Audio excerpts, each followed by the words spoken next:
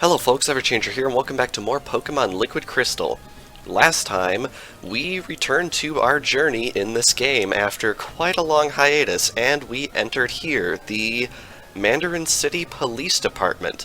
And this time we are going to be continuing onwards on our climb. We're probably not going to get all the way to the end, but you never know. We'll see what happens.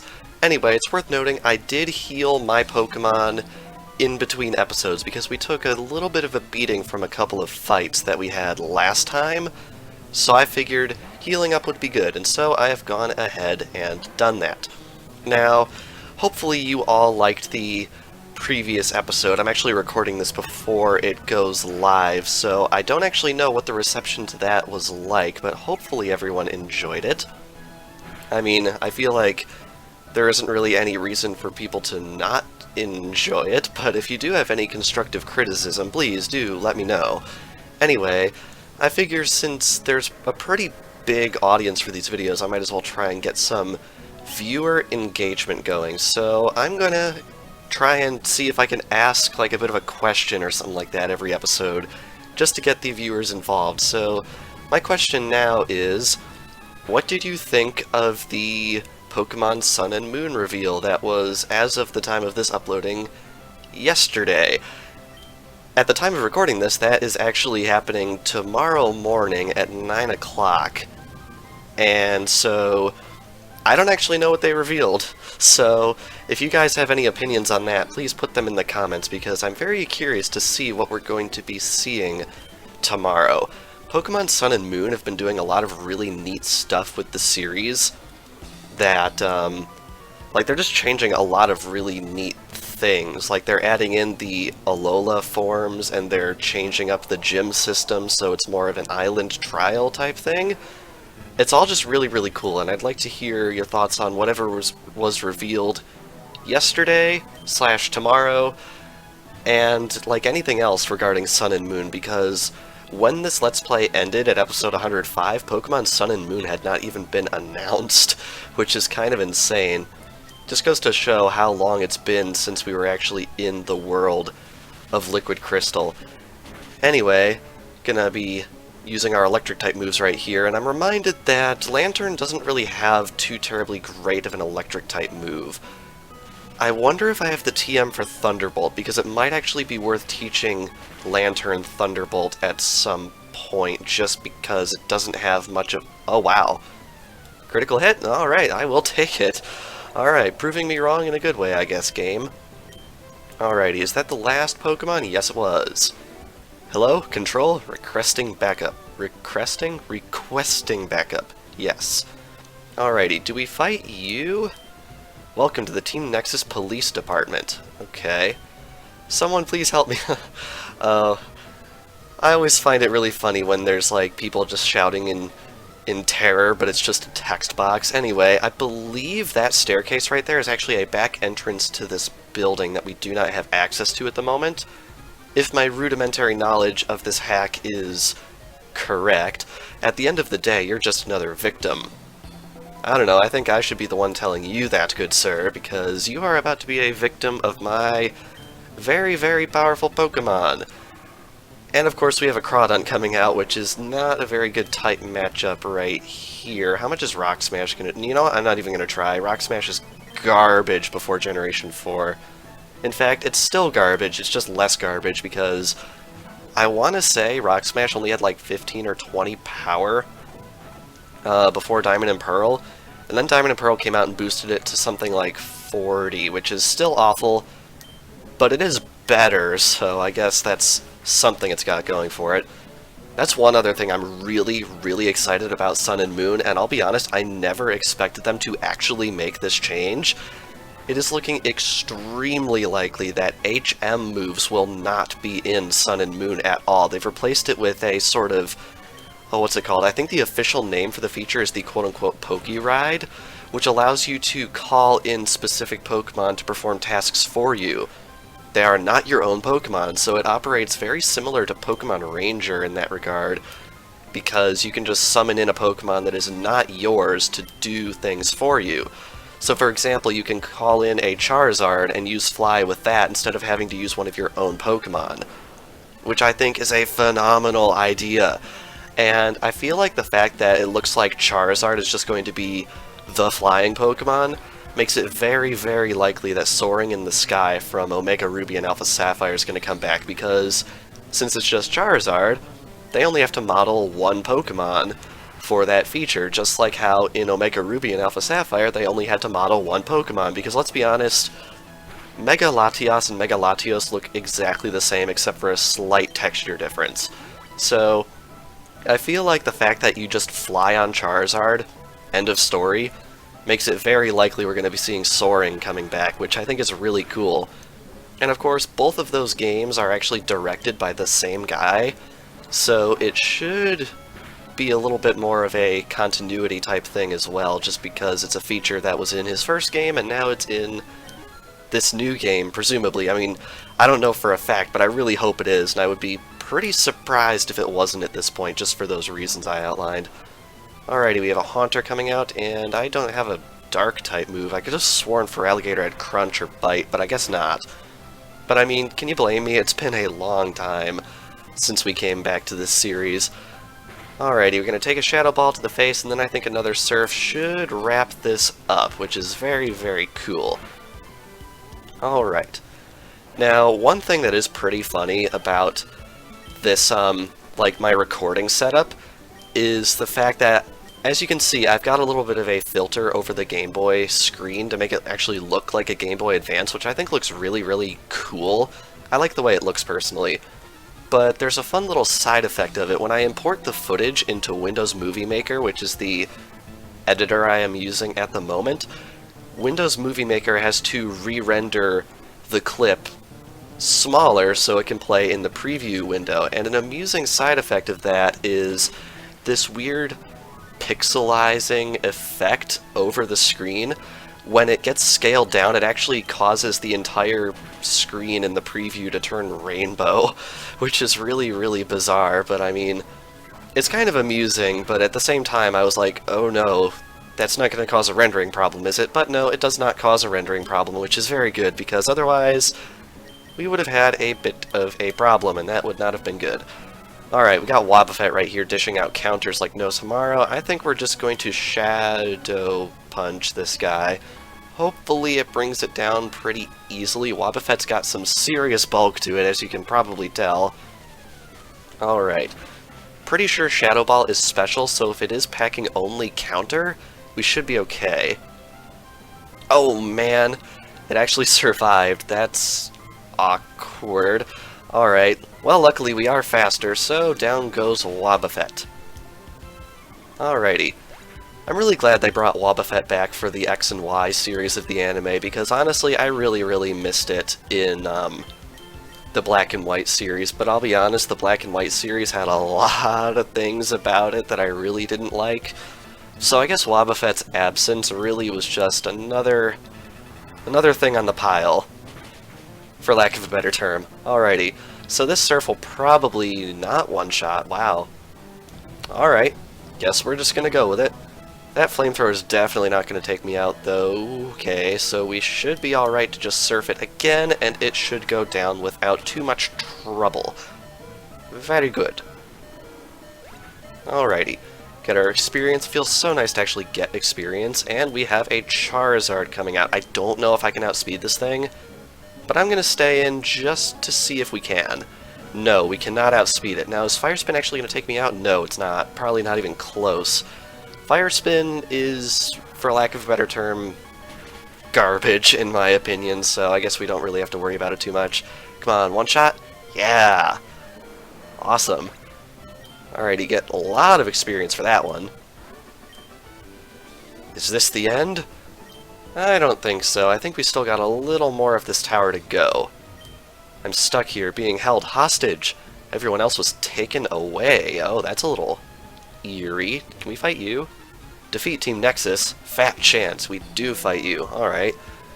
Also, it is worth noting, I did sell some of the items in my inventory that were really not serving me much use at all, like the X items and things like that, so I freed up some space in our inventory, so whenever I come across new items in our little revisit here, I'll be able to easily grab them. I think I have like 7 or 8 slots available in my backpack, which I think should hold us for a little while at least, which is nice. Alright. And of course we have the whole hyper potion thing. I gotta say, I'm pretty sure I mentioned this back when the original series was going on, but I'm pretty sure the fact that every single trainer is programmed to heal itself when in red health, I'm pretty sure that's added like several episodes to the series just because of how often it has happened. Alright, Jinx coming out next.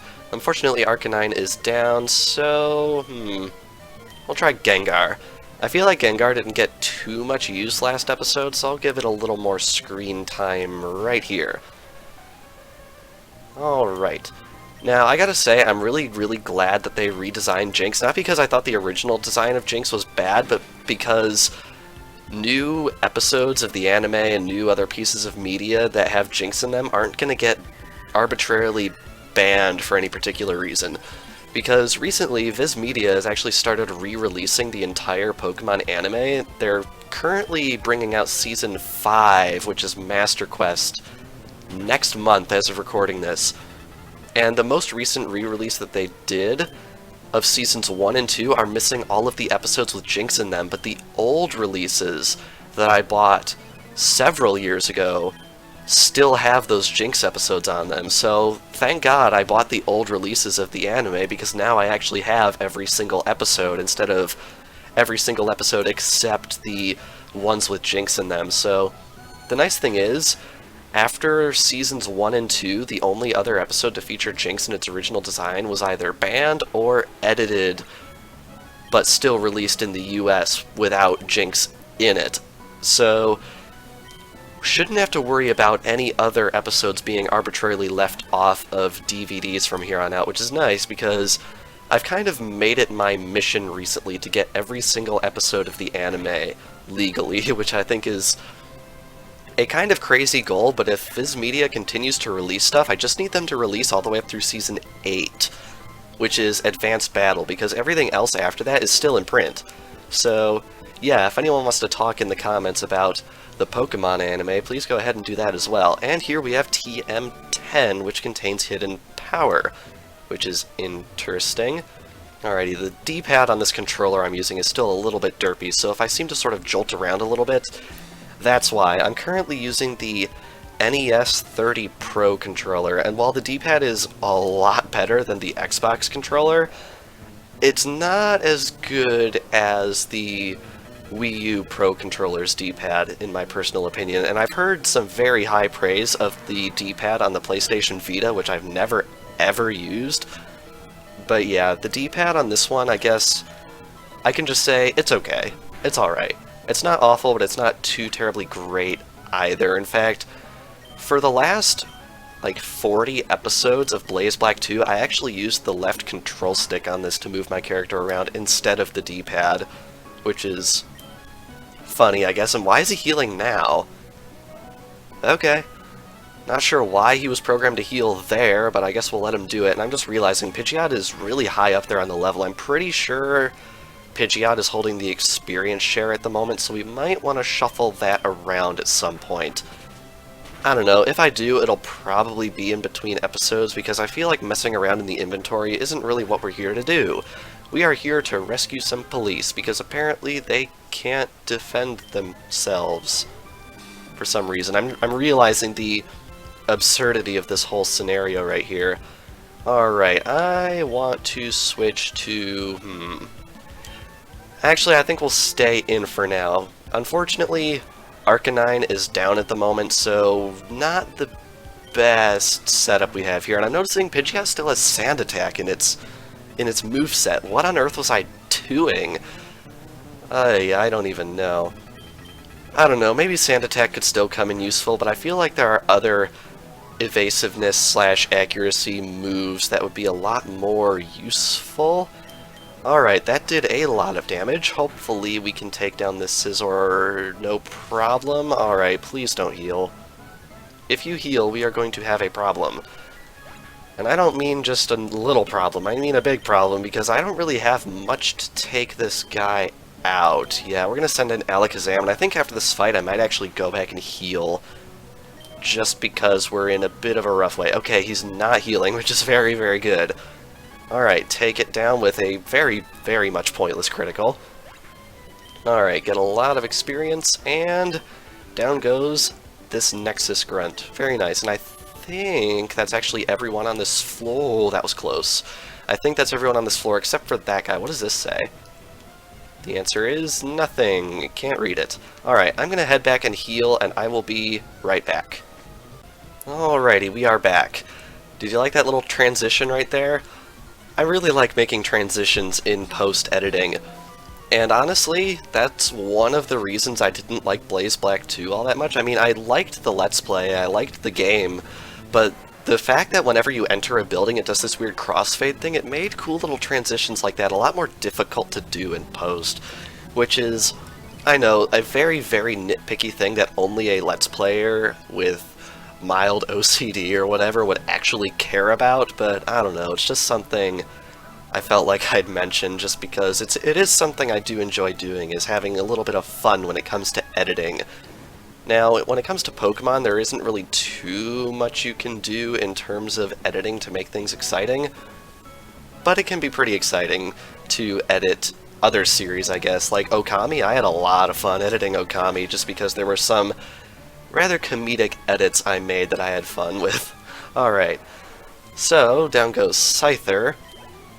Get a little more experience on the side, and up next is Tyranitar, which is a pretty big one. I believe we fought a Tyranitar last episode too, if I'm not mistaken. I don't think I am. I'm pretty sure we did actually fight a Tyranitar last episode. Yep, Sandstream. That's definitely bringing back memories.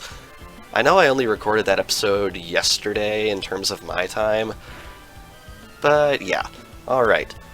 Going to be surfing you in the face. And hopefully we can get a one-shot. I don't remember if we one-shotted it yesterday, because I'm pretty sure we tried Surf there as well. And we get a critical, nice. Criticals, whenever they are on my side against the enemy, I am very, very pleased with that. Not so much the other way around. Alright, Feraligatr gets level 91, and up next we have Nidoking, who is also weak to Surf, so I think we're just going to keep in here. Sandstorm rages again. Unfortunately, Nidoking is immune to it. And we're just going to pull out another Surf, and that should bring down Nidoking no problem. I'll be very surprised if this doesn't one-shot, but to be fair, he is actually a level higher than me, so I guess it's not too big of a surprise. And he's still packing Poison Sting. Wow.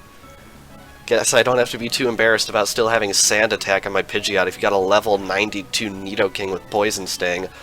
Although, to be fair, I don't remember how many poison types were in Generation 3, although I'm pretty sure stuff like Sludge Bomb was in Generation 3. In fact, I think Sludge Bomb was like from Generation 1 or 2. So, not sure what's up with this guy's decision of moveset there. Alright, looks like that is this floor cleared out. Up next we have Servers and Technology. Okay, so it looks like we can go directly that way, but I think I want to go up instead just to explore the rest of these guys, just to see what we can find, because I know a lot of people use this for a walkthrough, so I might as well be as thorough as I can. And up first is a Sneasel, which is nice because Arcanine has a type advantage on this guy, which is very good. Alright, this should one-shot it. Yeah, there we go. There's nothing worse in a Pokemon game than just barely not one-shotting stuff. I'm sure we have all had it happen, and next up is another Sneasel? Okay. Well, I mean, I guess Weavile did not exist in Generation 3, so I guess Sneasel's pretty much the best you can do when it comes to a Dark and Ice type. Now that I think about it, I think Sneasel and Weavile are the only Dark and Ice types. Is that correct? I don't know. There aren't very many unique type combinations left for us to get. I know Sun and Moon themselves have introduced like 4 or 5 unique type combinations. So hopefully we get quite a few more of those, because unique type combinations are really, really fun. One type combination I really, really, really want to see, and you can sound off about this in the comments as well if you want. I want to see a Pokemon that is both normal and ghost type, but has an ability that causes it to randomly be either normal or ghost type. And of course, it would be a cat, because I want a Schrodinger's cat Pokemon. I think that would be a really, really neat idea. I don't know about you guys, but that's the one idea I've seen out there on the internet that I've taken the most liking to. So if anyone else has some cool Pokemon ideas, sound off in the comments. We're gonna get some true blue interaction going here. Alright. Taking down yet another one of these grunts. Now going forward here, we have this room. Max Elixir, very good. That's definitely a really good item, and we also have this guy. Shh, I think nobody has noticed me. Okay, might as well stay right on in there then. I think we'll fight one more grunt before we end things off here, because we're at about 20 minutes. And I think right around 25 is kind of the length I'm going to try and shoot for with these videos. I feel like it's a good median type of length, and I feel like it provides good continuity with the previous episodes of the series, just because I didn't start making super long videos until the end of Blaze Black 2 and some of Okami. Mainly for a lot of side questy type episodes and exploring type episodes, but I think for this kind of series, it's really, really popular, so you might as well keep it with a more reasonable length to make it more accessible to people. Although, if anyone wants to go and watch Okami, please do, because, not to toot my own horn, but I feel like Okami is probably my best work, as of right now, on the channel. Alright. Gonna flamethrower this slacking, and hopefully we can take him down this time. This guy is taking quite a beating, but I mean, it is a slacking, so what can you do? Alright, oh wow, we actually got a burn on it. Cool. Alright, so it's loafing around, it's hurt by its burn, and I think he won't heal? He will not heal, very nice. Alright, that was a really pointless use of a flamethrower, but I'm probably going to heal in between episodes anyway, so it doesn't really matter, and that gave a lot of experience, holy cow.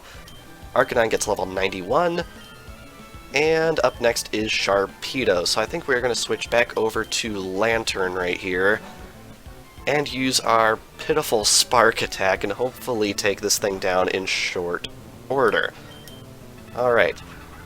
It's using agility on me, but it's already faster, so I'm really not sure what the point of that was. Alright. How much is this gonna do?